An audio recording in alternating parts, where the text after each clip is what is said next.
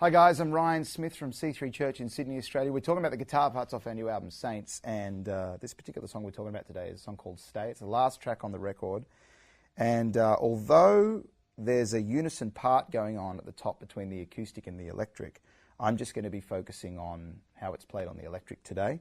If you're an acoustic guitarist watching this because you want to learn, you're going to have to apply this same attack with the pick, and exactly the same way as I'm doing it here to get the overall effect. We're in the recorded key is actually the key of G. We choose to do it up a tone in the key of A because it goes too low in the verses. But today you're going to get it at the way it was recorded and the way you're going to hear it on the record. We're capoing the 7th fret on the guitar here, which enables us to play the E minor sound that we want as an A minor 7, the way we would traditionally play it down here as a cowboy chord. So there's our A minor 7, or in this case an E minor 7.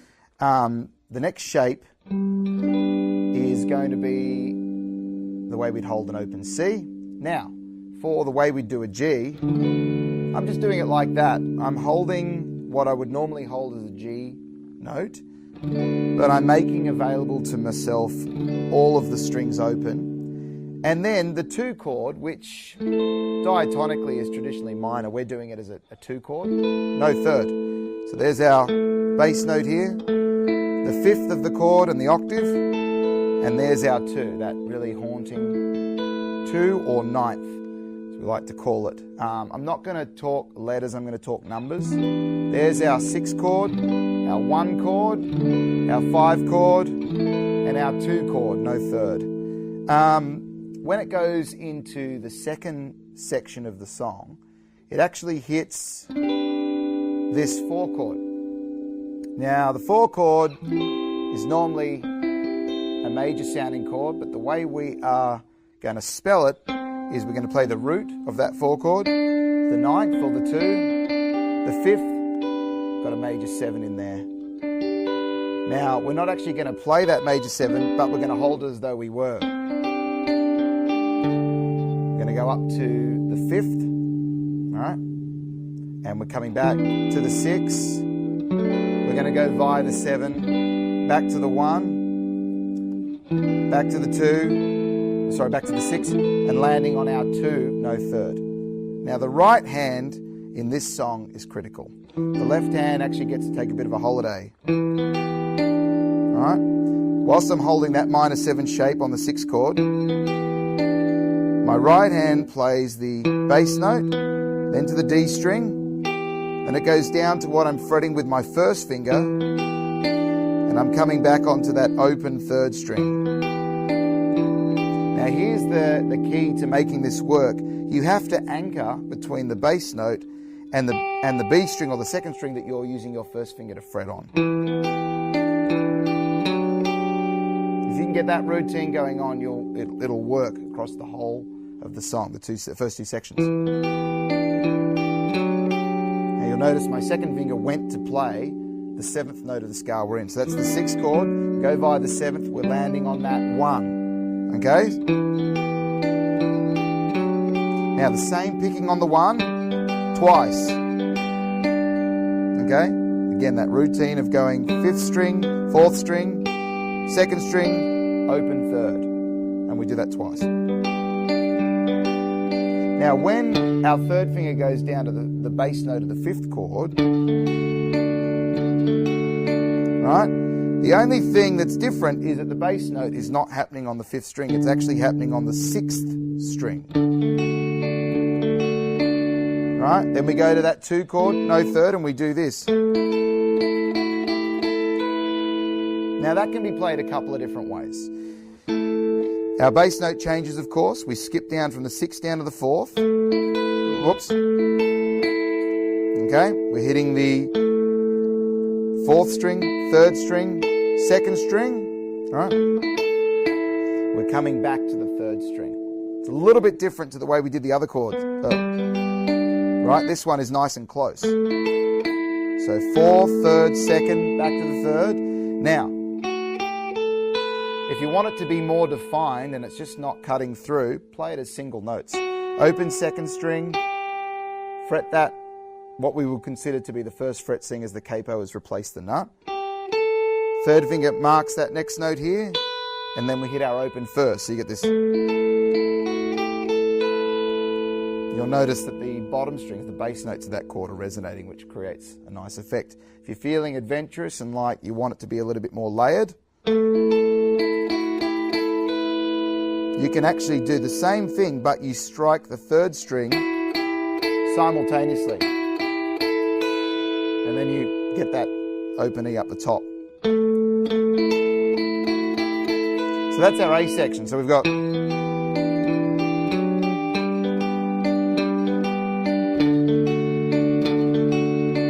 single,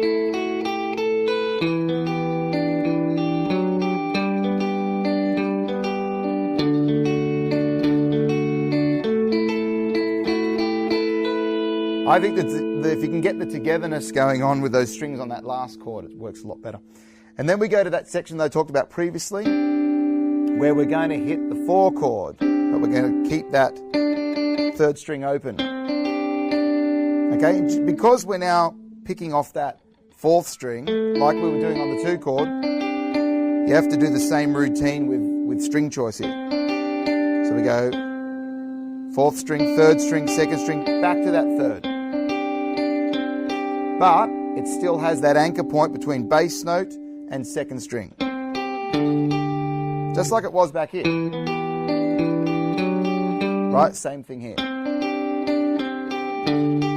Alright, and we're going 4, 5, anchoring with our first. Oh, what? Now we're coming onto that minor 7 shape, that 6 chord. Anchor, walk up via the 7th, and then... Alright, when it gets to there in that particular part of the song, the 1 chord, anchor, and then drop your 3rd finger to play the bass note of the 6th chord. Anchor, 2 chord, repeat.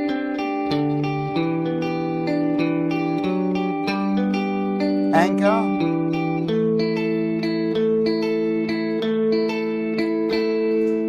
okay, we actually let it rest. The first time you actually get to that 2 chord at the end of the 2nd section, you do hit 4 of them.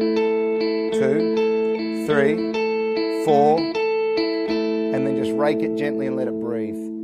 It's 3 with the pause every one thereafter. 1 less.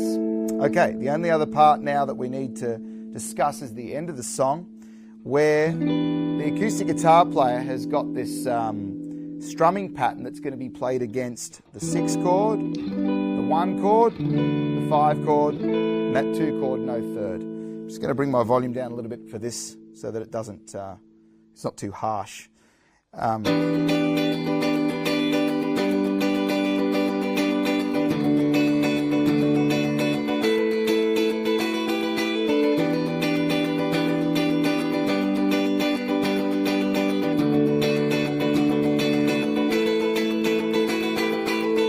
Now the way to practice that is to dampen the strings with your left hand.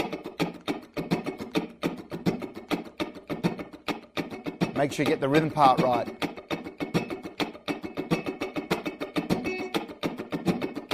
And what I'm doing there is I'm purposefully accenting some upstrokes. It's 16ths in the right hand, 1 E and a 2 E and a 3 E and a 4 E and a 1 E, and its quarters would just be that. 8ths would be, but we're doubling it. It's actually 4 beats, 4 strokes for every beat. 1 E and a 2 E and a 3 E and a 4 E and a...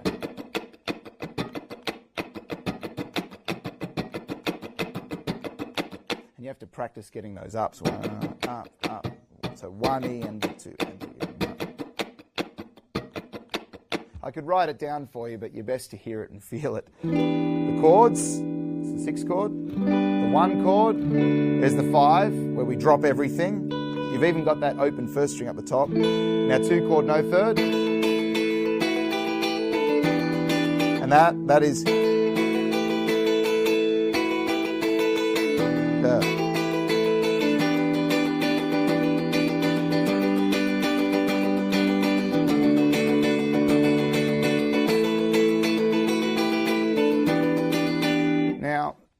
That's what's going on typically for the acoustic guitar players, but the electric guitarist has got this line that you play continuously over that rhythm pass. 1 and 1, 3, 4, 1, 3, 4, 1,